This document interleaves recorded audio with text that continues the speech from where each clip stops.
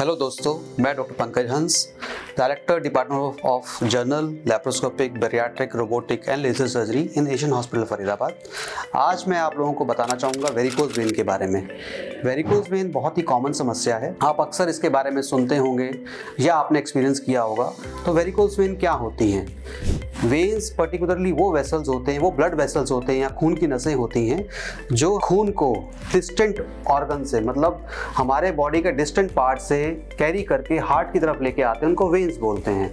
ये जो blood vessels हैं ये वीक ब्लड वेसल्स होते हैं। तो इसमें खून को नीचे से ऊपर पुश करने के लिए या नीचे से ऊपर सपोर्ट करने के लिए एक सिस्टम बना है जो मसल के थ्रू या वाल्व के थ्रू जो है वो ब्लड को आगे पुश करता है। तो लेग्स में जो वेन्स होती हैं वो दो तरह की होती हैं, एक डीप वेन होती है और एक सुपरफिशियल वेन होती है। डीप वेन वो होती है जो मसल्स के अंदर होती है। तो मसल, हम जब भी वर्क करते हैं तो मसल जो है मूव करती है और उसी के थ्रू ही ब्लड जो है पंप होके हार्ट की तरफ आता है। अब जो वेरिकोज वेन की समस्या है वो डीप वेन की नहीं होती, वो सुपरफिशियल वेन की होती है, क्योंकि वो मसल्स के अंदर नहीं, स्किन के नीचे पड़ी होती है।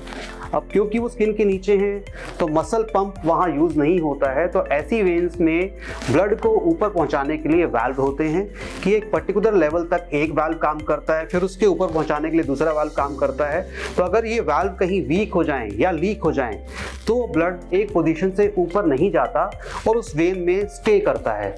जब वो वेन में स्टे करता है तो वेन जो है वो ब्लड से भर जाती है, हैवी हो जाती है और यही वेन्स वो दिखाई देने लगती हैं। इसी को हम वेरिकोज वेन को बोलते हैं। जब वो ब्लड से भर जाती हैं तो आपको सामने दिखता है कि वो वेन्स बड़ी प्रोमिनेंट हो गई हैं, टॉर्चुअस हो गई हैं। ऐसे में सिम्टम्स क्या होते हैं पेशेंट को कि पेशेंट को हैवीनेस लगता है टांगों में, कभी कभी उनको खुजली होती है। जब वो खुजाते हैं तो वहाँ अल्सर बन सकते हैं या ब्लीडिंग हो सकती है, या पेशेंट को काफ़ी थकान रहती है, जो कि लेटने पे उनको थकान कम होती है, लेकिन पूरा दिन जैसे जैसे बीतता रहता है वो थकान जो है वो बढ़ जाती है। अब वेरिकोज वेन को डायग्नोज करने के लिए एक तो है कि हमने सामने देख लिया कि वेरिकोज वेन है, लेकिन ये समस्या जो वाल्व है वो किस लेवल पे वीक हो रहा है या लीक हो रहा है, इसको देखने के लिए हमको डॉपलर अल्ट्रासाउंड करवाना पड़ता है वेरिकोज वेन को कंफर्म करने के लिए, और उसके बाद हम इसका ट्रीटमेंट एडवाइस कर सकते हैं। अगर वेरिकोज वेन में पूरी वेन ही खराब हो गई है या मेन वाल्व खराब हो गया है तो ऐसे में लेजर सर्जरी करके हम उसको ट्रीट कर सकते हैं, या केवल परफोरेटर, मतलब जो बीच के कुछ एक भाग जो हैं वो खराब हुए हैं तो इसमें लैप्रोस्कोपिक सर्जरी हो सकती है। हम यहाँ एशियन हॉस्पिटल में दोनों ही तरह के ट्रीटमेंट करते हैं, लेकिन अगर वेरिकोज वेन की समस्या उतनी भयंकर नहीं है या उतनी ज़्यादा नहीं है तो कई बार पेशेंट को स्टॉकिंग्स एडवाइस करके या मेडिसिन देके भी इसको हम आगे ट्रीटमेंट कर सकते हैं।